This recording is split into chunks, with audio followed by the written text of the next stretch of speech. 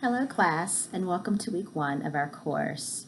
This week we're going to start off by talking about your otherness. As I said in my welcome video, what I really like about the framework of this course is that we begin with your otherness, and then we're able to have empathy for those parts of ourselves that we felt like were less than, that we were ashamed of, that we have been either bullied over or hurt by. If we can grow empathy for those places, we certainly can extend that empathy outward to other people. So related to that, you'll have readings in chapter 1 and chapter 6. You have some phenomenal class resources this week, including the Hero's Journey worksheet that was developed by Dr. Stacy Ryheserd, and you saw her in our Start Here video, and you read the blog as part of the reading for this week. And so that is our overview of the course for this week and sort of the rationale for this week's assignments. Now on to the importance of the course.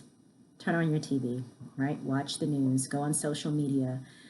It's important to have a diversity course in your curriculum because none of us are without bias. None of us are without opinions. None of us are without perspectives and worldviews. But what is important is when we are sitting across from someone who is different from us, or even someone who we think is the same as us, that we allow that person's experience to be theirs, and we allow that person's experience to be affirmed, and we don't try to shun it, or we certainly have our own filter, and this course helps you to become aware of your filter. We all have a filter. Some words are trigger words in our society. Black Lives Matter is a trigger word for some people. They get very upset when they hear Black Lives Matter. Some people get very upset when they hear Blue Lives Matter. Some people get very upset when they hear All Lives Matter. Some people get very upset when they go to the store and see people wearing face masks due to coronavirus, and vice versa. These are all a part of the society that we currently live in. And, try as I might to think that I'm very open-minded and inclusive, I have my triggers. I have things that upset me. I have my own beliefs. And so it's important for you to be aware of your beliefs, and it's important for you to know them so that, again, when you're sitting across from someone, your beliefs are not getting in the way of the work that needs to be done in the session.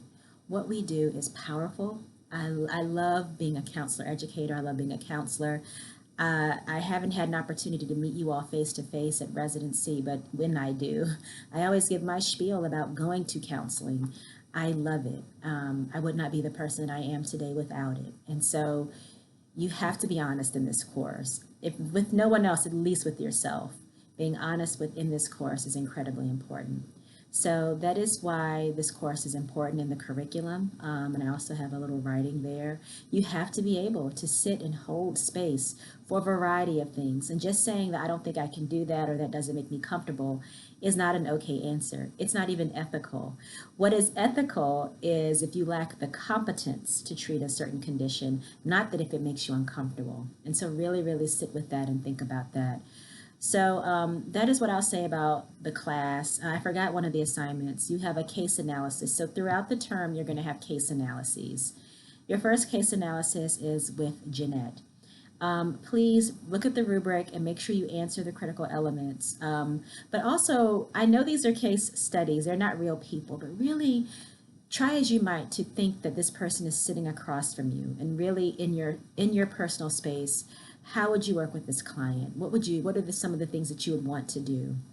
Likewise, on your case analyses, I do grade those very critically in terms of your academic writing and APA citations. Of course, this first one is a trial run, but I do want you to know that going forward.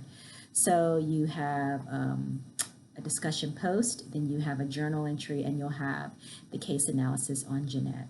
If at any point in the term you have any questions, please don't hesitate to reach out. I'm very much looking forward to working together. This class can be hard. This class can be challenging, and those aren't always bad things. Thanks.